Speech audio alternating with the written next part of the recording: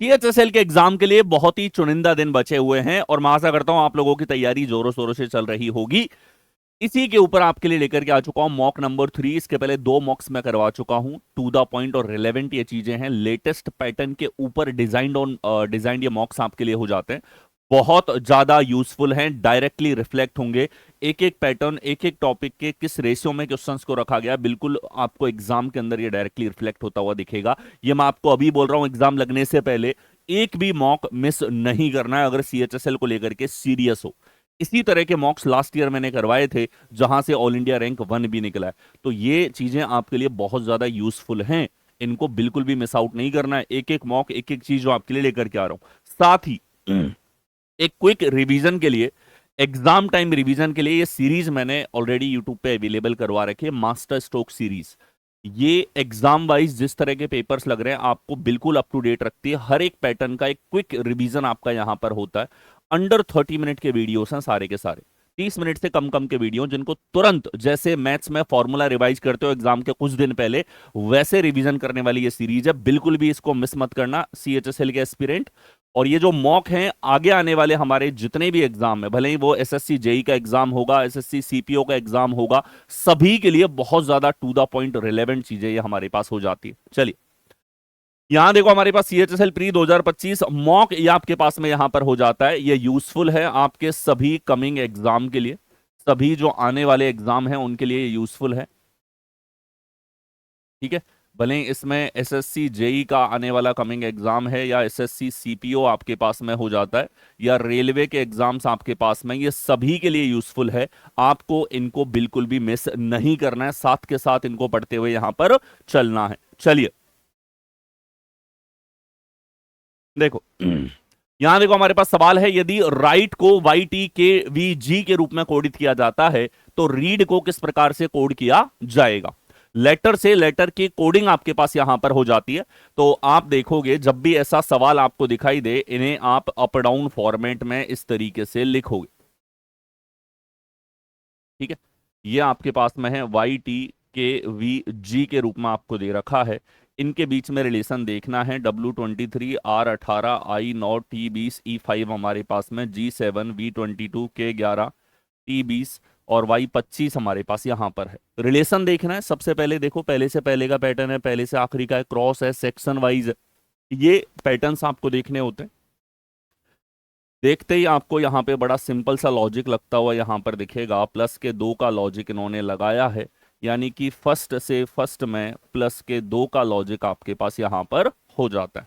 ठीक है, बहुत कॉमन सा तर्क है। पहले से पहले में फिक्स संख्या का जुड़ना, सीरीज का लॉजिक लगना, फिक्स संख्या घटना, एकांतर लॉजिक लगना, स्वर व्यंजन के लॉजिक्स लगना, ये बहुत कॉमन तर्क है। इनके ऊपर हजारों क्वेश्चंस हैं, हर एक एग्जाम के अंदर ये क्वेश्चंस आपके रिपीट होते हैं। चलिए, रीड का कोड क्या होगा, प्लस का 2 करोगे टी, प्लस का 2 करने पर जी, प्लस का 2 करने पर सी, प्लस का 2 करने पर एफ आ जाएगा। तो ये कौन से विकल्प में है हमारे पास में, यहाँ पे TGCF ए विकल्प में आपको दिया हुआ है। नेक्स्ट अगला देखो, यहां देखो सिग्नेचर में पहले स्वर और अंतिम व्यंजन के बीच कितने अक्षर हैं। अल्फाबेट टेस्ट के ऊपर अलग अलग तरह के शॉर्ट क्वेश्चंस जो हैं वो रीसेंट एग्जाम में न्यू पैटर्न के रूप में देखने को मिले। ठीक है, इतने ऑफ्टन और इतने ज्यादा सवाल पहले नहीं पूछे जा रहे थे। बाकी पहल जो अल्फाबेट टेस्ट की है वो टीसीएस ने शुरू कर दी थी, पिछले 2 साल से लगातार सवाल आ रहे थे। लेकिन अब जो है डिफरेंट वेराइटी है, सवाल छोटे, सॉल्व भी जल्दी होंगे, लेकिन डिफरेंट वेराइटीज आपसे पूछी जा रही है। इन सवालों में लैंग्वेज को अच्छे से पढ़कर फिर आंसर करो, वरना जल्दबाजी में सिली मिस्टेक इसमें होने के चांसेस होते हैं। चलिए, सिग्नेचर शब्द पहला स्वर, तो पहला स्वर कौन सा है, आई हमारे पास में सर। फिर बोला है अंतिम व्यंजन, तो अंतिम व्यंजन ये तो स्वर है, अंतिम व्यंजन होगा आर हमारे पास में। तो आई और आर जो है, इनके बीच में कितने अक्षर हैं ये पूछा गया है। तो आपके पास पोजीशन आ गई, इनकी पोजीशन आपको याद रहती है। अगर 9 से 18 में देखना चाहूं तो प्लस का 9 हो रहा है हमारे पास। आपको करना क्या है, ये जो पोजीशनल डिफरेंस आया है अंतर, इसमें से आपको 1 घटा देना है। ये इनके बीच के अक्षरों की संख्या होती है। 8 आपके पास में यहां पर बीच में अक्षर होंगे। यहां अगर देखा जाए, are between the first vowel and the last consonant, तो लास्ट कॉन्सोनेंट हमारे पास में यहां पे आर है और फर्स्ट वॉवल हमारे पास में यहां पर आई है। इनके बीच में अगर देखा जाए रिलेशन, तो आई और आर के बीच में 9 का डिफरेंस है, यानी कि बीच में 8 अक्षर यहां पर होंगे। ठीक है। सवाल जो है इसके अंदर हमारे पास में how many letters are signature are between the first vowel and the last consonant. तो लास्ट कॉन्सोनेंट आर हमारे पास में यहाँ पर है, ठीक है, और फर्स्ट वोवल आई हमारे पास में है यहाँ पे। तो बिल्कुल 8 ही हमारे पास में करेक्ट आंसर यहाँ पे होगा। आप खुद देख सकते हो, आई के बाद हमारे पास J K L M N O P Q R, और आर तो नहीं होगा। तो ये 8 अक्षर हमारे पास में आई और आर के बीच में होंगे। ठीक है। ये जो सवाल के ऑप्शंस यहाँ पे रखे हैं, ऐसे कई सवाल पूछे गए हैं जिसके अंदर रॉन्ग ऑप्शन आप लोगों को एग्जाम में देखने को मिलेंगे। जानबूझ के सवाल मैंने रखा है ताकि आप भी मेंटली प्रिपेयर रहो। ऐसा नहीं सोचना कि कोई चीज हमने गलत कर दी, ठीक है। आप सही करोगे, प्रोसीजर यही आपके पास में रहेगा। लेकिन ऐसा हो रहा है कि हर एक शिफ्ट के अंदर 2-3 क्वेश्चंस गड़बड़ आपको देखने को मिल रहे हैं। जैसा उदाहरण के तौर पे ये सवाल आपके सामने है, ठीक है। सबसे छोटा वोवल अगर हम लोग लेते ए है, और सबसे बड़ा अगर इसके अंदर हम लोग यहाँ पे ले व्यंजन, तो ये टी हमारे पास में। इनके बीच में भी डिफरेंस लोगे, +19 है, 18 अक्षर इनके बीच में होंगे, ठीक है। तो लैंग्वेज को कैसे मोल्ड कर ले, ये हमारे पास में हम 2 अक्षरों के बीच में लेटर्स निकाल सकते हैं। 8 ही आपके पास करेक्ट आंसर यहाँ पर होगा। नेक्स्ट हो, अगला देखो। गार्डन शब्द के प्रत्येक अक्षर को अंग्रेजी वर्णमाला क्रम में व्यवस्थित किया गया है। अंग्रेजी वर्णमाला श्रृंखला में उस अक्षर के बीच कितने अक्षर हैं जो बाएं से 5वें स्थान पर और नए अक्षर समूह में दाएं से तीसरे स्थान पर है। ध्यान से देखो, गार्डन शब्द इसने दिया है, यह अगेन अल्फाबेट के ऊपर पूछा गया सवाल है। अल्फाबेट के ऊपर लगने वाले बेसिक ऑपरेशन है। अंग्रेजी वर्णमाला में बढ़ता क्रम, अंग्रेजी वर्णमाला में घटता क्रम, स्वरों को अलग लिख दिया, व्यंजनों को अलग लिख दिया। ये बेसिक हमारे पास में लेटर्स के ऑपरेशन हो जाते हैं, ठीक है। तो अंग्रेजी वर्णमाला श्रृंखला में उस अक्षर के बीच कितने अक्षर हैं, तो यहां पे अंग्रेजी वर्णमाला में व्यवस्थित करो इनको। ए सबसे छोटा है सर, इसके बाद में डी है सर, डी के बाद में हमारे पास में ई है, ई के बाद में जी है, जी के बाद में अगर देखा जाए एन है, एन के बाद आर है। अब ये कहता है कि हमें देखना है how many letters are there in the English alphabetical series between the letter that is fifth from the left. बाएं से पांचवा है, यानी कि एन हमारे पास में है, और दाएं से third from the right, right से तीसरा है, ये तीसरा हमारे पास ये हो जाएगा, ठीक है जी। तो जी और एन के बीच कितने अक्षर होंगे, जी होता है वर्णमाला में 7 नंबर पे, ये होता है 14 नंबर पे। पोजिशनल डिफरेंस कितना आ रहा है, प्लस का 7। आपको इस 7 में से एक कम करना होता है, एक कम करते ही आ जाएगा 6। 6 आपके पास करेक्ट आंसर यहां पर होगा। ये बेसिक लेटर्स के ऑपरेशंस हैं, और अल्फाबेट के ऊपर पूछे जाने वाले इस तरह के सवाल बेहद ज्यादा आप लोगों को देखने को मिले हैं रिसेंट सीजीएल के एग्जाम में भी, पेज 13 के पेपर में भी, और स्टेनो के पेपर में भी। यानी कि ट्रेंड है, नए वेंडर के पास ऐसे बहुत सवाल हैं, 2-3 सवाल हर शिफ्ट में देखने को मिल रहे हैं। आसान होते हैं, आराम से पढ़ो, आंसर करो, सिली मिस्टेक नहीं करनी है। नेक्स्ट आओ, अगला देखो। प्रत्येक शब्द में प्रत्येक अक्षर का केवल एक बार उपयोग करके, प्रत्येक शब्द में प्रत्येक अक्षर का एक ही बार उपयोग करना, ये रूल और नियम होते हैं जिनका आपको ध्यान रखना होता है। बहुत कॉमन सवाल है, अगेन अल्फाबेट टेस्ट का सवाल ये हमारे पास। तो एलिवेट यहां पर दिया है शब्द हमें, और इसने बोला है शब्द के पहले, दूसरे, चौथे और पांचवें, पहले, दूसरे, चौथे और पांचवें शब्द जब बाएं से दाएं गिने जाते हैं का उपयोग करके कितने सार्थक 4 अक्षरों के शब्द बनाए जा सकते हैं। इन सवालों के लिए आपकी वॉकैब का अच्छा होना बेहद ज्यादा जरूरी है। पहले एक लेवल पे आसान सवाल पूछे जा रहे थे इस तरह के, और मेंस में पूछे जा रहे थे, अब प्री में ये सवाल इंट्रोड्यूस हो चुके हैं। सार्थक शब्दों का मतलब है आपको पता हो 4 अक्षरों से कितने शब्द बन रहे हैं, उनमें से कौन से ऐसे शब्द हैं जो अंग्रेजी वर्णमाला, अंग्रेजी डिक्शनरी के अंदर एग्जिस्ट करते हैं और जिनका कुछ सार्थक मतलब होता है। चलिए पहला, दूसरा, चौथा, पांचवा, एक का इस्तेमाल एक ही बार करना। हमारे पास ELVA यहां पर आया। इन चारों से कितने शब्द बनेंगे। अब ये 4 अक्षर हैं, इसका मतलब 4 फैक्टोरियल 24 अक्षर इससे बन सकते हैं। अगर हमारे पास 4 लेटर्स हैं तो इनसे 4 फैक्टोरियल यानी कि 24 टोटल शब्द यहां पर बनाए जा सकते हैं। उन 24 में से सार्थक कितने हैं, यानी मीनिंगफुल कितने हैं। अब मीनिंगफुल कितने हैं ये आप तभी बता पाओगे जब आपको मीनिंग पता है उसका, जब आपको अर्थ पता है, जब आपको पता है कि अंग्रेजी डिक्शनरी के अंदर वो एग्जिस्ट कर रहा है, ठीक है। तो यहां देखो एक शब्द तो हमें दिख रहा है लेव, कॉमन शब्द हमारे पास में है, व्हील, वेला हो जाएगा, वेल हमारे पास, ये तीनों ही शब्द हमारे पास इंग्लिश डिक्शनरी के अंदर एग्जिस्ट करते हैं। और देखो एल से शुरू होने वाला लेवा हमारे पास में सार्थक शब्द नहीं होता है, ठीक है। ए से वॉवल से अगर शुरुआत करेंगे एवल, एविल, ए से शुरू होने वाला कोई सार्थक शब्द नहीं दिख रहा हमको। वी से सोचो तो वी से हमने लिख दिए, एल से हमने देखा और कोई बन नहीं रहा। तो अब क्या बच गया हमारे पास, ई। ई से भी शुरू करोगे तो एल्वा, एवेला, आइल, नहीं। ई से भी, यानी कि यहाँ चार अक्षर हैं, दो स्वर दो व्यंजन है, तो स्वर से स्टार्ट होने वाला तो कोई सार्थक शब्द बन नहीं रहा। व्यंजनों से हम देखें तो एल से शुरू होने वाले और वी से शुरू होने वाले अक्षर हमने यहाँ पर देखे। चार हमें शब्द ऐसे दिखाई दे रहे हैं जो सार्थक है, मीनिंगफुल है। ठीक है, तो आपको इनके मीनिंग्स पता है, आपको पता है कि ये शब्द इंग्लिश डिक्शनरी के अंदर एग्जिस्ट कर रहे हैं, तो ही आप इन क्वेश्चंस को सही कर पाओगे। ठीक है, तो वॉकेब के सवाल ऐसा नहीं है इंग्लिश में अच्छे पूछे जा रहे हैं, इस तरह के सवाल रीजनिंग में भी आप लोगों के सामने आएंगे। नेक्स्ट, अगला देखो। ई के का रिलेशन एम एस से है तो एफ पी का रिलेशन किसके साथ में होगा। लेटर से लेटर का रिलेशन है, आप सिंपली इनमें रिलेशन देखो इस प्रकार से।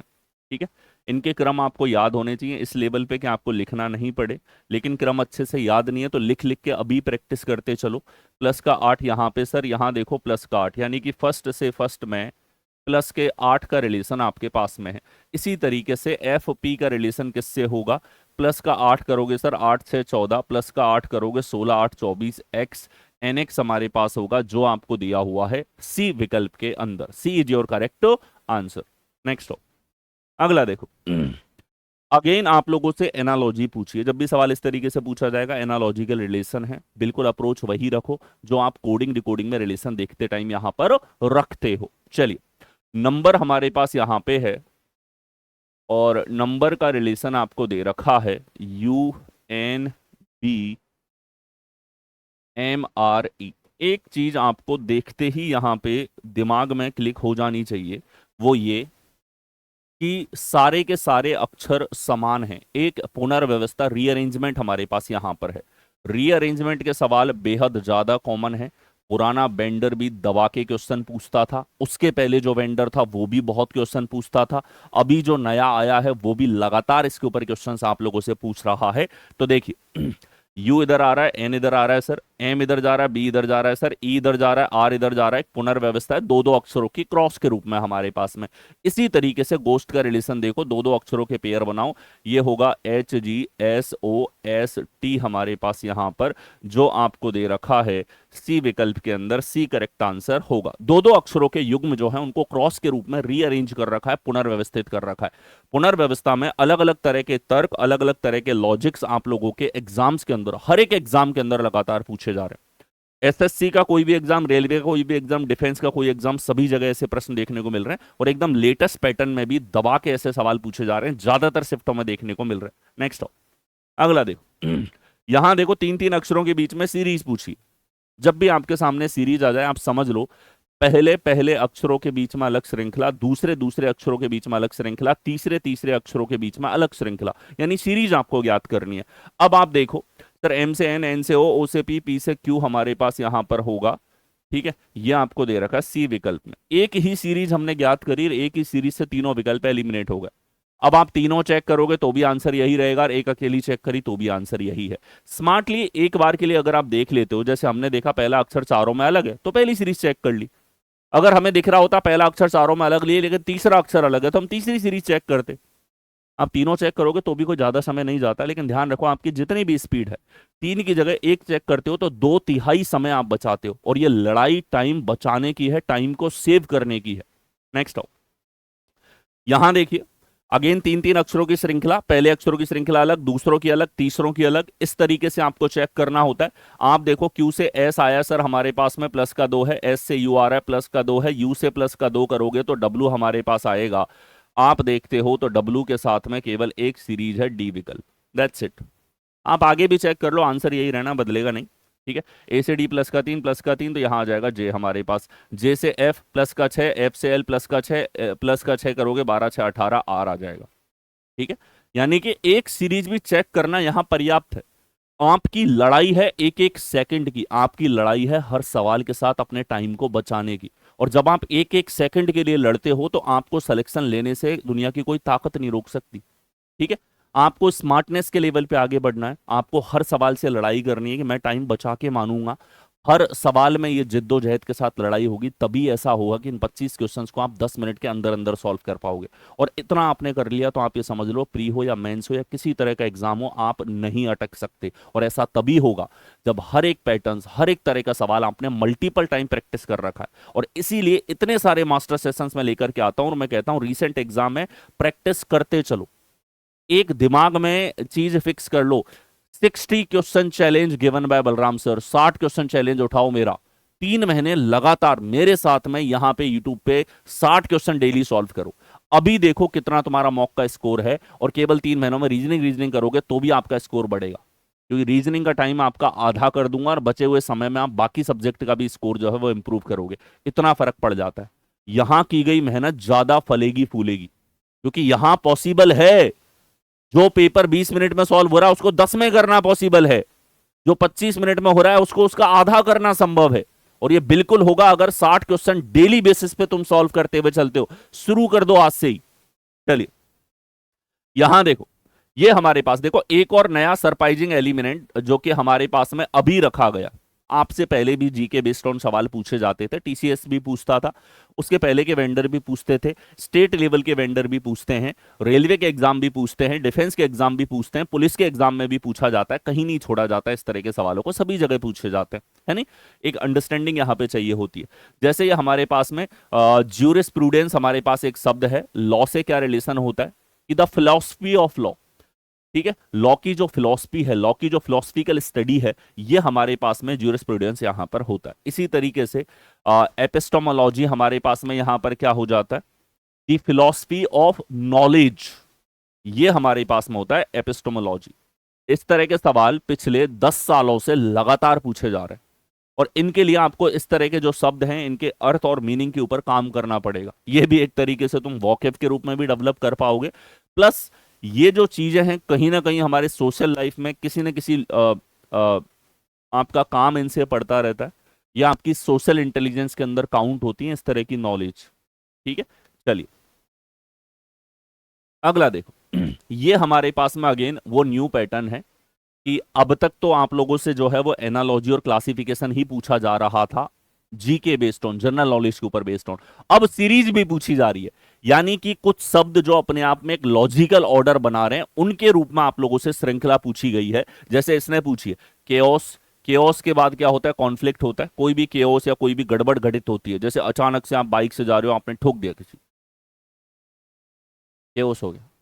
अगला क्या होगा, अब भैया तू मैं गाली गलौज तक बात जाएगी, कॉन्फ्लिक्ट होगा। कॉन्फ्लिक्ट होने के बाद में पूरा जोर लगा लोगे, इन दी एंड नेगोशिएशन होना है, यानी कि दोनों पक्ष कहीं ना कहीं एक दूसरे की गलती देखने के साथ साथ खुद की गलती देख करके नेगोशिएट करेंगे। भाई तूने मेरा इतना नुकसान कर दिया, गलती तेरी थी, जो भी चीज है आपसी बातचीत होगी, नेगोशिएट होगा।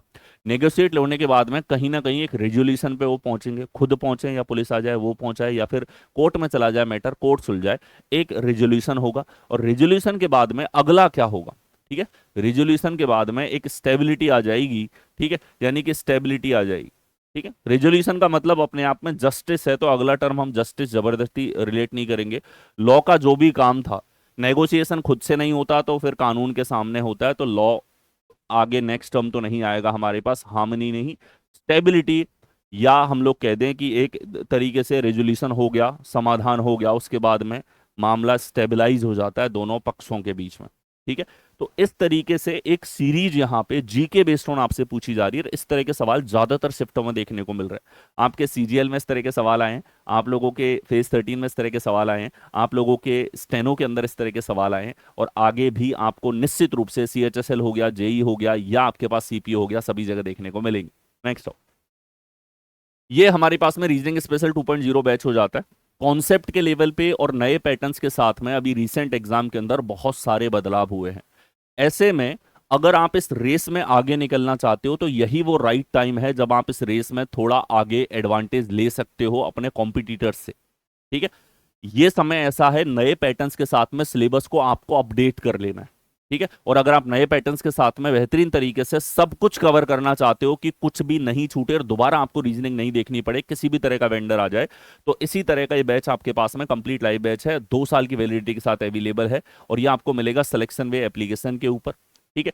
इसके साथ ही कंबाइंड बैच भी आप लोगों के लिए अवेलेबल है, जहां आप जो है बेहतरीन फैकल्टीज जो सालों से आप लोगों को बेस्ट देते हुए आ रहे हैं, इनके यूट्यूब चैनल पे आप जाकर के देखोगे प्रत्येक के, तो आपको वो कंटेंट मिलेगा और वो मेहनत दिखेगी जो पिछले 10 साल से लगातार आप लोगों के लिए हो रही है। ठीक है। तो आप इससे जुड़िए, सिलेक्शन वे एप्लीकेशन जो है वो आपको डाउनलोड करनी है, वहां जाकर के आप इस बैच के साथ में जुड़ पाएंगे। नेक्स्ट हो यहां देखो कौन सा शब्द इस श्रेणी से संबंधित नहीं है। अगेन आपकी सोशल इंटेलिजेंस, आपकी सामाजिक समझ के ऊपर पूछा गया सवाल है। हिबिस्क्यू, एप्पल, डेजी और टूलिप। अगर आपको पता ही नहीं है कि ये शब्द क्या हैं और किस चीज के लिए आ रहे हैं, यानी कि आपके पास वो सोशल इंटेलिजेंस नहीं है जो शब्दों के बारे में या किसी भी चीज के बारे में होनी चाहिए। ये तीनों के तीनों शब्द हमारे पास में आते हैं यहाँ पे। ये एक तरीके के हमारे पास में जो है वो फूल होते हैं, फ्लावर्स, तीनों के तीनों फ्लावर्स हैं। लेकिन एप्पल हमारे पास में एक फल है, और जब हमें अलग छांटना हो तो हम हमेशा ये देखते हैं कि तीन में समानता देखें तो ही किसी एक को अलग बताएंगे। आगे नेक्स्ट देखो, ये हमारे पास में कौन सा नंबर सेट अलग है। 4 सेट दे दिए, तीन में समानता होगी तो ही आप किसी एक को अलग बता पाओगे। और सेट से हमारा अर्थ होता है ब्रैकेट के अंदर संख्याएं हैं, और सेट स्टैंड करता है एक तरीके से, सेट का मतलब है कि उनके बीच में कोई ना कोई रिलेशन है, जिस रिलेशन के आधार पे आप तीन में समांतर एक को अलग बता पाओगे। देखो यहां क्या चल रहा है सर, 11 का दुगना 22 का डबल, आसान। यहां दुगना फिर से दुगना, 15 का दुगना 30 का दुगना, 14 का दुगना 28 का डबल नहीं है सर, यहां गड़बड़ है। तो कहीं ना कहीं यही चीज डी विकल्प को बाकी तीनों से अलग बनाती है। बाकी तीनों में एक प्रॉपर तर्क है जिसके आधार पे वो सेट्स एक दूसरे से इंटर रिलेट हो रहे हैं, उनका लॉजिक समान है। ये चीज आपको करनी होती है। यहाँ गुणा का लॉजिक है, इसकी जगह एडिशन का हो सकता है, माइनस का हो सकता है। दो संख्याओं से तीसरी संख्या लाने के लिए डिफरेंट लॉजिक बन सकते हैं, उनमें से कोई भी तर्क यहाँ पे लगेगा। आपको समानता के आधार पे इस तरीके से क्लासिफाई करना है। जब भी सवाल की लैंग्वेज आ जाए कौन सा सेट अलग है, यानी कि डिफरेंट आपको यहाँ पर छांटना होता है। आगे नेक्स्ट देखो, आगे क्या आता है। ये सीरीज आपके पास में चल रही है और पूछा है नेक्स्ट क्या आएगा। अब देखो नंबर्स को ध्यान से देखो, पॉज करके भले ही एक बार ट्राई भी कर लो तुम लोग। ठीक है। क्या इन नंबर्स को देखते ही कुछ आपके दिमाग में क्लिक हो रहा है? अगर हो रहा है तो आप ये समझ लो आप प्रैक्टिस करते हुए चल रहे हो और बहुत सारी चीजें आप लोगों ने क्लियर कर ली हैं जो एग्जाम्स के अंदर आप लोगों से लगातार पूछी जाती। ठीक है। जिस तरीके से सीरीज बढ़ रही है, कुछ ऐसे ही एक सीरीज है जो बेसिक श्रृंखला है, आपको याद भी होनी चाहिए। ठीक है। अगर आपको ये चीज क्लिक हो रही है देखते तो आप ये समझ लो मेरे भाई, तुम बहुत अच्छे स्तर पे चीजों को देख चुके हो, तैयार हो। ठीक है। क्या हो रहा है सर, यहाँ एक घटा दिया, यहाँ दो घटा दिया, यहाँ तीन घटा दिया, यहाँ चार घटा दिया, यहाँ पांच घटा दिया, यहाँ छह घटाएंगे तो 210 आएगा। कौन से विकल्प में है? यह आपको सी विकल्प में दे रखा है। यानी कि एक ऐसी सीरीज है जिस सीरीज के अंदर क्यूब में से वही संख्या घट रही है। ठीक है। ये हमारे पास एक का क्यूब, ये दो का क्यूब था, ये तीन का क्यूब में से तीन घट गया, चार के क्यूब में से चार घट गया, पांच के क्यूब में से पांच घट गया, छह के क्यूब में से छह। डायरेक्टली नंबर विजन से ये सवाल हो रहा है। सर हमें ये चीज अगर क्लिक नहीं हुई तो क्या हमें सवाल छोड़ना पड़ेगा एग्जाम में? सही सवाल है। ठीक है। नहीं, आप अगर डिफरेंस भी चेक करोगे, आपके अंदर वो जिद है कि मैं तो आंसर निकाल के मानूंगा, तो आपको दिक्कत नहीं आएगी। जैसे ये अंतर आपने चेक किया, दोबारा चेक करो। यहाँ पे 12 का अंतर, इधर देखोगे 18 का अंतर, इधर देखोगे 24 का अंतर, 12 18 24 सॉरी, यानी अगला डिफरेंस आएगा हमारे पास 30 का। छः छः का अंतर बढ़ता हुआ जा रहा है। 30 आप ऐड करोगे 90, 90 इसमें जोड़ोगे 210। आप ऐसे भी आंसर पे पहुंच पा रहे हो और आपको डायरेक्टली नंबर विजन दिखाई दे रहा है, नंबर विजन से भी आप पहुंच पा रहे हो। नंबर विजन के आप देख पाए कि हमारे पास क्यूब की श्रृंखला में से कोई संख्या घटा करके डायरेक्टली आ रही है। इसका तो कोई तोड़ ही नहीं है, क्योंकि ये तो डायरेक्टली दिख जाएगा आपको बिना पेन चलाए। लेकिन आपको नहीं दिखा तो आप जो चीज आपको करनी है कि आंसर तक तो पहुंचना ही, आप डिफरेंस से भी देखोगे तो ये जो स्क्वायर और क्यूब के पैटर्न होते हैं, इन्हें भी आप 2-3 स्टेप के अंदर इनका लॉजिक आप पकड़ पाओगे। ठीक है, तो हिम्मत नहीं हारनी कि ये ट्रिगर नहीं हुआ तो हमारा आंसर ही नहीं आएगा।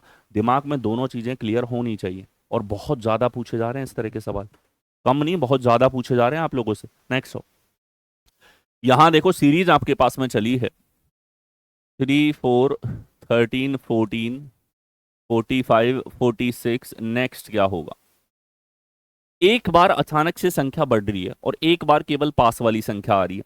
यानी कि आपको देखते ही यहां पे क्लिक हो रहा है कि यहां तो देखो सर प्लस का एक ही है, यहां देखो प्लस का एक ही है, यहां देखो प्लस का एक ही है, और यहां अचानक से वृद्धि हो रही है, लगभग 3 गुना जा रहा है, आप देखो। यानी कि अलग अलग एकांतर लॉजिक है। जैसे यहां देखो 3 गुना+1 है, यहां आप देखोगे 3 गुना+1 है, यहां आप देखोगे 3 गुना+1 है। 42 का 3 गुना 138+1 139 यहाँ पे है। और ठीक है, 36 18 +1 139 हमारे पास यहाँ पर होगा। अच्छा ये देखो, यहाँ +3 है, +3 है तो गुणा 3 तो सही है, चलो ठीक है, गुणा 3 तो सही है। लेकिन एक चीज देखो, यहाँ 3 गुना+1, यहाँ 3 गुना+3, तो यहाँ कितना होना चाहिए? 3 गुना+5 होना चाहिए। जिस तरीके से ये बढ़ रहा है 3 गुना+5 होना चाहिए। तो हमने कहा बिल्कुल सर, इसका 3 गुना करोगे तो ये हमारे पास 138 +5 करोगे तो 143 आएगा, जो आपको दे रखा है ए विकल्प के अंदर। ठीक है, यहां एक इंक्रीजिंग लॉजिक है, एकांतर तरीके से चल रहा है, और यहां हमारे पास में अगर देखा जाए तो +1 का एक सामान्य तर्क है। तो क्या लॉजिक लगा? ये L0 श्रृंखला थी, इसके अंदर एकांतर तर्क हमारे पास में है, एक बार +1 हो रहा है, एक बार गुणा 3 प्लस वाली सीरीज चल रही है, जिसमें भी जो संख्या प्लस हो रही है ये बदलती हुई जा रही है। ठीक है, अच्छे सवाल में से एक है, रिवीजन के लिए मार्क कर सको वैसे सवालों में से एक है।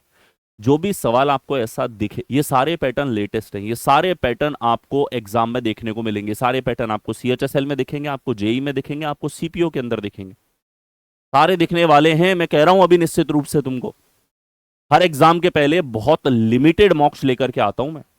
भीड़ और ऐसे कंटेंट नहीं भरूंगा, क्योंकि मुझे पता है मैंने मास्टर सेशंस करवा रखे हैं जिनसे स्टूडेंट सिलेक्शन निकाल के मानेगा, और जितनी तुमको प्रैक्टिस करनी है उतनी तुम प्रैक्टिस कर पाओगे। जितना फ्री में कंटेंट मैंने अवेलेबल करवा रखा है आपको पूरे यूट्यूब पे अवेलेबल नहीं है, जाके चेक कर लो।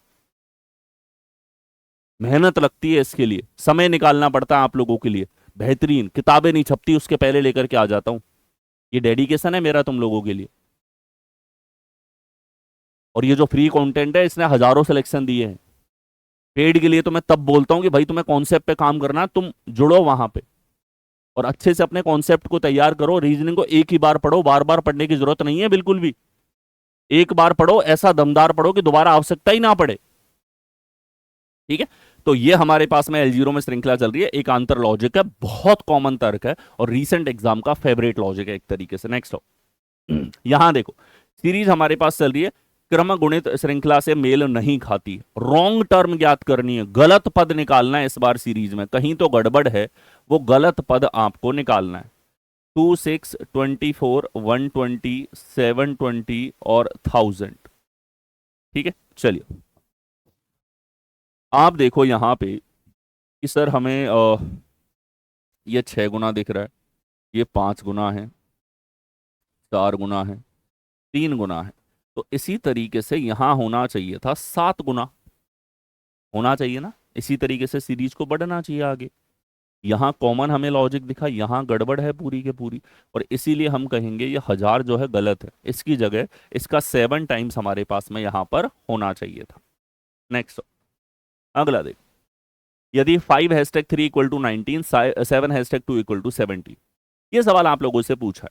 अब ये एग्जामिनर की चॉइस है, ये आप लोगों से पहले सवाल पूछते थे सेट के रूप में, ऐसे सवालों को पूछ सकता है, या इन्हीं सवालों को इस तरीके से आप लोगों से पूछ सकता है, या ऐसा कोई सवाल आपके सामने यहां पर आ जाएगा, ये हो गया आपके पास में, ठीक है, या इस तरीके से आपके पास में आ रहा है। ये सवाल का रिप्रेजेंटेशन बदलेगा, केवल लॉजिक देखने का तरीका नहीं, तुम्हारा कॉन्सेप्चुअल अंडरस्टैंडिंग क्लियर होना चाहिए। आपको दो संख्याओं से तीसरी में रिलेशन देखना है, ब्रेक इट डाउन, एक प्रॉपर थॉट प्रोसेस आपके पास में हो कि 2 से तीसरी संख्या चाहिए। तो हम लिखेंगे 5 और 3 से 19 कैसे आ रहा है, और 7 और 2 से 17 कैसे आएगा। तो चलिए देखो, यहां देखा जाए तो योगफल लिखो इनका 8, अंतर लिखो 2, इनका गुणा करोगे तो 15, इसका स्क्वायर करोगे 25, इसका स्क्वायर करोगे 9। 19 हमारे पास में कैसे आएगा? ठीक है, कि सर 15 के अंदर 4 ऐड हो रहा है, इसके ज्यादा पास में। इसी तरीके से यहां देखो, इनका योगफल है 9, अंतर है 5, गुणा है 14, स्क्वायर करोगे 49। इतना पेन चलाओ जितना मैं आपको बता रहा हूं, क्योंकि कौन सा लॉजिक छुपा है तुम्हें पता नहीं है। अगर यहीं से दिख गया तो आसान सवाल है, तब भी आपको तुरंत दिखेगा। टिपिकल लॉजिक होगा तब भी आप उसको नहीं छोड़ोगे, 100% गारंटेड आंसर पे पहुंचोगे। मैं कह रहा हूं अपने दिमाग की थोड़ी सी हेल्प कर लो, 2-4 सेकंड में तुरंत ये लिख करके अपने दिमाग की मदद करो, ताकि आपका दिमाग स्क्वायर के रूप में भी सोच पाए, एडिशन के रूप में सोच पाए, अंतर के रूप में सोच पाए, गुणा से रिलेशन देख पाए। ये अपने दिमाग की मदद कर रहे हो तुम, और ये जरूरी है, क्योंकि एक एक सवाल अगर रीजनिंग में गलत कर रहे हो तो तुम सेलेक्टेड स्टूडेंट से पीछे जा रहे हो। ठीक है, चलिए यहां 14 से देखा जाए प्लस का 3 हो रहा है, तो क्या लॉजिक है देखो, ध्यान से देखो, बहुत गजब की चीज। एक बार पॉज करके खुद से कोशिश कर लो, अगर तुम्हें लॉजिक दिख जाए फिर आंसर देखना, खुद का एफर्ट लगा लो। देख लिया? चलियो, प्लस का 4 क्यों है, ध्यान से देखो, 3 से एक बड़ी संख्या है सर, और यहां 2 से देखा जाए तो एक बड़ी संख्या है, डायरेक्टली रिलेशन दिख रहा है हमको दूसरी संख्या से। ठीक है, यानी एक लॉजिक कुछ ऐसा है कि ए और बी से अगर सी आ रहा है, तो एक तो हुआ ए गुणा बी, और इसमें जोड़ा है बी प्लस 1, तब जाके सी आ रहा है। ए और बी के गुणनफल में बी प्लस 1 ऐड कर दिया। यही चीज यहां देखो, 9 गुणा 1 9 होगा, और इसमें b प्लस 1 यानी कि 1 + 1 ऐड करोगे तो ये हमारे पास 11 आ जाएगा सर, कौन से विकल्प में? डी में। क्लियर है? ये लॉजिक हमारे पास लगा है, और ये बड़े बेहतरीन बेहतरीन तर्क हैं। ठीक है, जो चीजें ट्रिगर नहीं हो रही है ना, उनका एल्जेब्रिक पैटर्न लिखा रहा हूं मैं यहाँ पे। ये वाली जो चीज है ना, इनके लिए अलग से कॉपी मेंटेन कर लो, कि बलराम सर ने इतने एल्जेब्रिक पैटर्न बनाए, डेली बेसिस पे 60 क्वेश्चन सॉल्व करते हो, चलो जितने एल्जेब्रिक पैटर्न मैं बताऊं उनको लिख डालो। और जब ये एक साथ तुम्हारे पास लिखे हुए रहेंगे, केवल इतने इतने एल्जेब्रिक पैटर्न, तो तुम सोच पाओगे पूरी एल्जेब्रा संख्याओं से क्यों निकली है, इसका जवाब तुम्हें मिलेगा। और दूसरा, सोचने का हर पॉसिबल तरीका तुम्हारे सामने होगा कि तुम्हारे रीसेंट एग्जाम में किस तरह के पैटर्न्स हैं, और यहां से तुम्हें यह भी समझ में आएगा कितने पैटर्न्स बार बार रिपीट हो रहे हैं। इन सवाल और इन आंकड़ों से नहीं दिखती ये चीज। नेक्स्ट, अगला देखो यहां देखो, एड्रेस के ऊपर सवाल पूछा है, निम्नलिखित में से कौन सा दिए गए पते के समान है? Rajesh Verma 15B sapphire towers Jaipur 302018। ठीक है, चलिए, तो एग्जैक्ट हमको एड्रेस देखना है। तो यहां हमारे पास में 302018, पिन कभी भी अलग नहीं होनी चाहिए। यहां ठीक है, यहां ठीक है, यहां गड़बड़ है सर, उड़ा दो इसको, नहीं पॉसिबल है। यहां गड़बड़, पिन भैया, पिन उन वैलिड चीजों में से, पिन में कोई गलती एक्सेप्ट नहीं होती। पिन में एक का अंतर एड्रेस ही दूसरा बना देता है आपके सामने। ठीक है, और देखो यहां हमारे पास में 15B सफायर टावर्स जयपुर और 302018, पहले और तीसरे में हमारे पास में क्या डिफरेंस है? राजेश वर्मा ठीक है, 15B ठीक है, सफायर टावर हमारे पास ठीक है, जयपुर और 302018। ठीक है, तो ये तो हमारे पास फर्स्ट और थर्ड बिल्कुल ही सिमिलर हैं, और बिल्कुल ही सिमिलर हैं तो हम लोग कहेंगे 302018, JAIPUR, स्पेलिंग मिस्टेक भी नहीं है। Tower, sapphire tower, Rajesh Verma, capital small letter में डिफरेंस नहीं है, डॉट्स में अंतर नहीं है, एड्रेस में अंतर नहीं है, ये तो दोनों ही ठीक है। ठीक है, फर्स्ट और थर्ड दोनों के दोनों हमारे पास सिमिलर हैं, कोई अंतर यहाँ पे नहीं देखने को मिला है। ठीक है, Rajesh Verma 15B sapphire towers Jaipur 302018, ये तो एग्जैक्ट रिपीटेशन कर दिया है। ऐसे बहुत सारे सवाल है रिसेंट एग्जाम के अंदर, ये रिपीटेशंस के साथ साथ अलग अलग सवाल ऐसे हैं जिनमें दो ऑप्शन सेम आपको दिए जा रहे हैं, कुछ वैसा ही सवाल ये आपके पास में है। ठीक है, यहाँ मैं तुम्हें वो भी बता रहा हूँ कि कौन सी चीज़ एग्जाम में होगी, ऑप्शंस का रिपीटेशन भी तुम्हें दिखा रहा हूँ यहाँ पे। ठीक है, जैसा मैंने कहा तबीयत थोड़ी सी डाउन है आज। ठीक है, लेकिन जो पैटर्न दिखा रहा हूँ एग्जाम में डायरेक्टली रिफ्लेक्ट हो रहा है। ठीक है, बाकी ये देखो, अरिथमेटिकल रीजनिंग के ऊपर आप लोगों से सवाल पूछे जा रहे हैं ऐसे, 60 लीटर के मिश्रण में दूध और पानी का अनुपात 7:3 है, 7:3 है, मिल्क और वाटर का अनुपात, और टोटल है 60 लीटर। ध्यान से देखो, इन दोनों का ही तो अनुपात है, अनुपातिक योग कितना है? 10, और 10 से कितना आ रहा है? 60, यानी कि 6 गुना हो रहा है। तो आप सब कुछ निकाल सकते हो यहाँ पे। ठीक है, दूध कितना है यहाँ पे, इसका 6 गुना करोगे, दूध है 7×6 = 42। पानी कितना है, इसका 6 गुना करोगे 18। ये तुम्हें पता लग गया दूध और पानी की पूरी मात्रा। अब इसने कहा अनुपात को 1:1 बना दो। 1:1 बनाने का मतलब है जितना दूध उतना पानी कर दो। ठीक है, तो दूध तो 42 लीटर है और पानी 18 है, तो इसमें कितना तुम जोड़ोगे ताकि तुम्हारे पास में यहां पे जो है 1:1 आ जाए? 24 जोड़ोगे तो 42 आएगा। 24 लीटर तुमको पानी यहां पर ऐड करना होगा। 24 लीटर तुमको यहां पर देखना पड़ेगा। ठीक है, चलिए नेक्स्ट। अगला देखो, यदि 11/19 equal to A, 2/9 equal to B, तो a माइनस बी क्या है? एक बेसिक सब्ट्रैक्शन पूछ लिया, बोलो क्या ही मजा इनको लेना है। कुछ सवाल तो बिल्कुल ऐसे पूछे हैं जो शायद एक स्कूल का चौथी पांचवी क्लास के बालक के सामने रखे जाते हैं। ठीक है, स्पीड जरूरी है इनमें। एक चीज इसने करी है, एकदम स्कूल वाला नहीं, प्राइम नंबर्स यहाँ पे लिए हैं, थोड़ा सा गुणा करने में तुम्हारी तकलीफ चेक हो, थोड़ा सा ये पता लगे टेबल्स वगैरह तुम्हें याद है कि नहीं। ठीक है, चलिए पॉइंट में आंसर आ रहा है, पॉइंट में आंसर आ रहा है, या तो पूरा सॉल्व करो, अलग अलग डेसिमल देख लो। अलग अलग डेसिमल देखना ज्यादा आसान होता है। जैसे 19 का इसमें भाग दोगे 0.110, तो 19 पंजे 95 हमारे पास में यहाँ पर होता है 5 टाइम्स। ठीक है, इसके बाद हमारे पास बचा 15 जीरो, तो ये लगभग हमारे पास में यहाँ पे भाग जाएगा 6 बार 7 बार। 0.57 के अप्रोक्सी आएगा। अप्रोक्सीमेट वैल्यू लिख रहा हूं मैं, एग्जैक्ट हमें कैलकुलेशन नहीं करनी, पूरा डेसिमल में नहीं जाना। ठीक है, क्योंकि दशमलव के बाद 2 हैं तो 2 ही मैंने लिख दिए।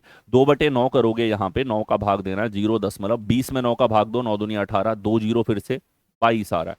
इनके बीच में डिफरेंस ये तो कितना आ रहा है? 0.35 की रेंज में, जो आपको एक ही विकल्प में दे रखा है, ए में। क्या एग्जैक्ट पूरी कैलकुलेशन करना जरूरी है? नहीं, टाइम बचाना है आपको। और ऑप्शन देखो कितना अंतर है, 0.36, 0.76, 0.6, 0.56, काफी अंतर है। कोई पास पास के नियर ऑप्शंस नहीं है कि आपको पूरा कैलकुलेट करना पड़े। काफी अंतर आ जाता है छोटी छोटी कैलकुलेशंस में भी। और ये तुम ये कहोगे सर आसान सवाल पूछ लिया, नहीं, ये वो सवाल पूछ लिया जिसमें एक नॉर्मल स्टूडेंट जिसको केवल इतने से मतलब है कि मुझे चीजें आती, और एक वो जो बार बार आसान हो या कठिन हो डिफरेंट सेट्स को प्रैक्टिस कर रहा है, स्पीड बनाते हुए चल रहा है, उनमें अंतर यहाँ पे क्रिएट हो जाता है टाइमिंग का। यहां देखो, यदि 35 और 46 के योग को 2 से गुणा किया जाता है, ठीक है, 35 और 46 के योगफल को 2 से गुणा कर दें, बस जैसा बोला वैसा कर दो, तो यहां हमारे पास कितना आ रहा है? 4 5 11, 7 और 1 8, 81 गुणा 2 करोगे तो ये 8 दूनी 16, 162 हमारे पास कौन से विकल्प? सी में। That's it. नेक्स्ट हो, अगला देखो यहां पे, एक लड़के का परिचय देते हुए लड़की ने कहा, लड़के का परिचय देते हुए लड़की कह रही है, और डिडक्शन मेथड से इस सवाल को सॉल्व करेंगे। परिचय वाला सवाल, इशारा वाला सवाल बहुत कॉमन ये टाइप है। चलिए, यहां लड़की कहती है मेरी मां, लड़की कहती है मेरी मां, मां का इकलौता बेटा। ठीक है, तो लड़की कह रही है लड़के का परिचय देते हुए कि लड़की कहती है मेरी मां, लड़की की मां और मां के इकलौते बेटे। मां का इकलौता बेटा लड़की का भाई, और बेटे का बेटा लड़की का भतीजा है। यानी कि यहां इसको सिंप्लीफाई कर दो, ये लड़की लड़की कहती है मेरा भतीजा है, और इकलौते भाई का मतलब है यहां पे इशारा किसकी तरफ कर रहा है? भतीजे की तरफ। लड़की के लिए लड़का कौन है? लड़की के लिए लड़का कौन है? उसका नेफ्यू है, यहां पे भतीजा है। ठीक है, ये पढ़ते पढ़ते देख सकते हो। अगर तुम्हें लग रहा है कि इसके अंदर डायग्राम बनाना जरूरी है, डायग्राम बना लो। ठीक है, लड़की कहती है मेरी माँ, लड़की की माँ, माँ का इकलौता बेटा ये रहा, इकलौते बेटे का बेटा ये रहा, इस लड़के की तरफ इशारा किया था। तो लड़की और लड़के में क्या रिलेशन है? भाई का बेटा है, भतीजा यानी कि नेफ्यू। नेक्स्ट हो, अगला देखो, एक लड़की की ओर इशारा करते हुए आर्यन ने कहा, लड़की की तरफ इशारा करते हुए आर्यन कह रहा, क्या कह रहा है? कि मेरी दादी, आर्यन की दादी, दादी की इकलौती संतान। अगर दादी के एक ही बालक पैदा हुआ है तो आर्यन के पिताजी होंगे, और तो कोई हो नहीं सकता। ठीक है, यानी कि आर्यन की दादी की इकलौती संतान आर्यन के पिता, और आर्यन के पिता की बेटी आर्यन की बहन। तो ये कहना चाहता है, आर्यन एक लड़की की तरफ इशारा करके बोल रहा है ये मेरी बहन है। इतना सा आर्ग्यूमेंट है। डिडक्शन पढ़ते पढ़ते डिडक्शन लगाओ इस तरीके से, सबसे फास्टेस्ट अप्रोच है, इससे फास्ट नहीं हो सकता। चलिए, लड़की आर्यन से कैसे संबंधित है? तो लड़की आर्यन की बहन है भैया, सिस्टर है। नेक्स्ट हो, अगला देखो, रमेश कहते हैं फुटबॉल खेलने वाला लड़का मेरे पिता की पत्नी के 2 बेटों में से छोटा है। ठीक है, फुटबॉल खेलने वाला लड़का, ये रमेश कह रहा है। रमेश ने कहा, देखो, रमेश ने कहा मेरे पिता, रमेश के पिता, पिता की पत्नी, रमेश की मां, मां के 2 बेटे में से छोटा है फुटबॉल खेलने वाला। ठीक है, तो रमेश का भाई यहां पर है, लड़का रमेश से किस प्रकार संबंधित है, भाई यहां पे होगा। ठीक है, इसके लिए आप फैमिली ट्री भी बना सकते हो। रमेश बाबू कहते हैं कि एक चुटकी सिंदूर की कीमत तुम क्या जानो। ठीक है, देखो, रमेश ने कहा, रमेश कहता है मेरे पिता, रमेश के पिता, पिता की पत्नी के 2 बेटे, कोई दूसरा बेटा भी है, में से छोटा है। ठीक है, तो रमेश का भाई यहां पर होगा कौन से में, ब्रदर। अब रमेश बोल रहा है तो खुद के बारे में तो नहीं बोल रहा है, ये मान के चलेंगे ब्रदर की बात कर रहा है। नेक्स्ट, अगला देखो, read the following statement carefully and identify the conclusion. आप लोगों से प्री में अब तक जो है ना, पिछले 3-4 साल से एनालिटिकल रीजनिंग नहीं पूछी जा रही थी। एनालिटिकल रीजनिंग बोल लो आप इसे, क्रिटिकल रीजनिंग बोल लो, जो अब ये आपको मेंस में देखने को मिल रही थी। स्पेशली जैसे CHSL की बात कर लें, CPO में तो एक ही पेपर होगा, तो वहां आप लोगों से पेपर 1 में रीजनिंग आती है, वहां पूछ ली जाती है। JEE के पेपर में भी आप लोगों से जो है इस तरह के सवाल पूछे जाते हैं। हर एक SSC और रेलवे एग्जाम में इस तरह के सवाल देखने को मिलते हैं। ठीक है, बट SSC एग्जाम्स की बात करें तो अब प्री में इस तरह के सवाल बढ़ गए हैं, इन पे आपको काम करना पड़ेगा। ये अंतर बनाने वाले सवाल हैं आपके और सिलेक्टेड स्टूडेंट के बीच। कथन है और उसके बाद 2 कंक्लूजन है। कथन पढ़ो यहाँ पे। इस वर्ष 10वीं कक्षा का कोई भी छात्र विज्ञान की परीक्षा में अनुमत नहीं रहा। Now student of the class 10 failed in the exam this year. अनुत्तीर्ण नहीं रहा, अनुमत का मतलब फेल नहीं रहा है, पास हो गए सारे के सारे। सभी लोग साइंस में पास हो गए इस साल। No student of class 10th, class 10th का कोई भी स्टूडेंट साइंस में फेल नहीं हुआ है। क्या मतलब है इसका, इससे क्या निष्कर्ष निकाल सकते हो। आपके सामने किसी ने यह बात कही तो कैसा एक निष्कर्ष आपके दिमाग में होना चाहिए, आना चाहिए। देखिए, यहां निष्कर्ष है the science exam was very easy. ये निष्कर्ष निकालो, अरे बहुत आसान पेपर था, किसी के भी पूरे मार्क्स आ जाते। ठीक है, तो ये निष्कर्ष निकालना अपने आप में एक नेगेटिव थिंकिंग हो गई। ये आप हर चीज के लिए बोल दोगे, कोई काम हो गया, अरे ये तो बहुत आसान था, कोई काम नहीं हुआ, अरे बहुत मुश्किल था। तो ये वॉग आर्ग्यूमेंट्स होते हैं, गलत आर्ग्यूमेंट्स होते हैं, जो कहीं ना कहीं कोई तर्क नहीं बना रहे होते हैं हमारे कथन के साथ। अगला, all student of class 10 pass science. 10वीं कक्षा के सभी छात्रों ने विज्ञान पास कर ली। जब इसने कहा कि no student of class 10 failed in the science exam, कोई भी स्टूडेंट फेल नहीं हुआ है। ठीक है, तो फेल नहीं हुआ है तो पास ही हुआ होगा।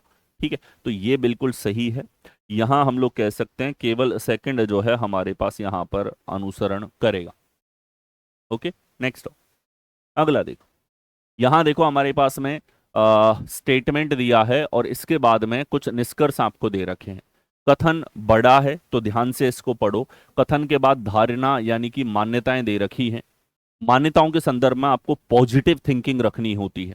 ध्यान से देखिए, यह कहता है यद्यपि क्वांटम कंप्यूटिंग में हाल ही की प्रगति ने प्रसंस्करण गति में काफी सुधार किया है, क्वांटम अवस्थाओं की स्थिरता व्यवहारिक अनुप्रयोगों के लिए बड़े पैमाने पर क्वांटम कंप्यूटर विकसित करने में एक महत्वपूर्ण बाधा बनी हुई है। ठीक है, यहां देखिए, although recent developments in quantum computing have significantly improved processing speed बढ़ा दी है, the stability of quantum state remain a critical barrier to developing large scale quantum computers for practical applications। क्या एक बाधा आ रही है इस चीज में। देखो, प्रोसेसिंग स्पीड तो इंप्रूव हुई है रीसेंट टाइम्स के अंदर, रीसेंट डेवलपमेंट के बाद प्रोसेसिंग स्पीड बढ़ी है, लेकिन ये कह रहा है stability of quantum state remain a critical barrier. Stability एक बड़ी समस्या है, ये है समस्या, और ये है इंप्रूवमेंट जो अब तक हुए हैं। इतना इस कथन ने कहा। जितना कथन बोल रहा है उतने के बारे में ही अजम्पशन होना चाहिए। अब देखो, यहां धारणा है क्वांटम कंप्यूटिंग में शास्त्रीय कंप्यूटिंग की तुलना में तेज डेटा प्रोसेसिंग की क्षमता है। Quantum computing holds the potential for faster data processing than classical computing. ये बात तो इसने कही है कि प्रोसेसिंग स्पीड जो है वो ज्यादा आ रही है।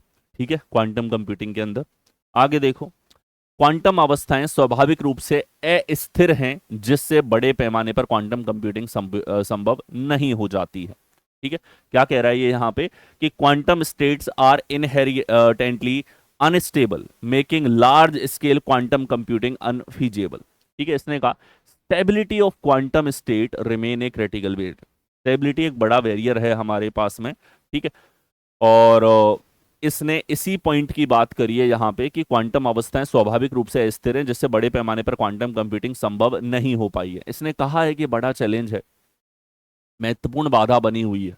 ठीक है, क्वांटम अवस्थाओं की स्थिरता व्यवहारिक अनुप्रयोगों के लिए बड़े पैमाने पर। ठीक है, तो अस्थिर व्यवहार की बात कर रहा है, बिल्कुल ये भी यहां से आ रहा है हमारे पास में। नेक्स्ट देखो, क्वांटम कंप्यूटिंग में हाल की प्रगति ने क्वांटम अवस्था स्थिरता के मुद्दे को हल कर दिया। ये तो उल्टा बोल दिया ना इसने। ठीक है, क्वांटम अवस्था का ही तो मेन मुद्दा है, स्टेबिलिटी का ही तो मेन मुद्दा है, इसको हल थोड़ी किया। ये तो समस्या बनी हुई है अभी भी हमारे सामने। यानी शुरू के दोनों अवधारणाएं डायरेक्टली यहीं से आ रही। धारणाओं का मतलब होता है ऐसी चीज जो डायरेक्टली शब्दों में तो उसने मेंशन नहीं करी है, लेकिन कथन के अंदर छुपी हुई है। ऐसा सोचते टाइम एक पॉजिटिव नजरिया आपको रखना होता है, पॉजिटिव सेंस में आपको सोचना होता है। ओनली फर्स्ट एंड सेकंड यहां पर निहित है, कौन से विकल्प में? ए विकल्प में आपको दिया हुआ है। नेक्स्ट, अगेन ये आपके पास मास्टर स्ट्रोक है, ये चाबी है। इसने ऑल इंडिया रैंक 1 भी बनाया है, आप भी बन सकते हो। आपको इस सीरीज को मैक्सिमम यूटिलाइज करना है। ये डिफरेंट सेशंस, 35 सेशंस मैंने डाल रखे हैं, इनको देखो। ये एग्जाम से पहले वो होता है ना कि एक 20 मिनट रिवीजन, एक टॉपिक खत्म, वैसा वन शॉट रिवीजन आपके पास में है। इसको बिल्कुल भी मिस मत करो। कोई भी एग्जाम आपका कमिंग है, आप एसएससी का एग्जाम दे रहे हो, रेलवे का दे रहे हो, कोई भी परीक्षा देने जा रहे हो, ये लगा के जाओ। और मैं कह रहा हूं, आप ये टॉपिक्स वो हैं जिनमें आपको सबसे ज्यादा डर लगता है। प्रॉब्लम सॉल्विंग हो गया, letter based reasoning, number based reasoning के डिफरेंट पैटर्न्स इसमें शामिल है। कुछ नहीं छूटेगा, एक ऐसा रिवीजन। भाई मैथ्स में फॉर्मूला पढ़ के जाते हो ना एग्जाम के पहले, उतना ही टाइम मिलता है, तो ये भी एक कम टाइम वाली सीरीज आपके लिए डिजाइंड है। ठीक है, तो दैट्स इट। इस सेट के अंदर हमारे पास में इतना ही। ठीक है, मिलेंगे इसके बाद में नेक्स्ट किसी सेट के अंदर। धन्यवाद। इनको फॉलो करते हुए चलो, सिलेक्शन इन्हीं में छुपा है। लेटेस्ट पैटर्न की मैं हमेशा जिम्मेदारी ले रहा हूँ। बिल्कुल मत सोचो कि सीजीएल नहीं कराने दे रहा है एसएससी, बट मैं खड़ा हूँ, मैं तुम्हें अपडेट रखूंगा हर एक नए बदलाव के साथ। धन्यवाद।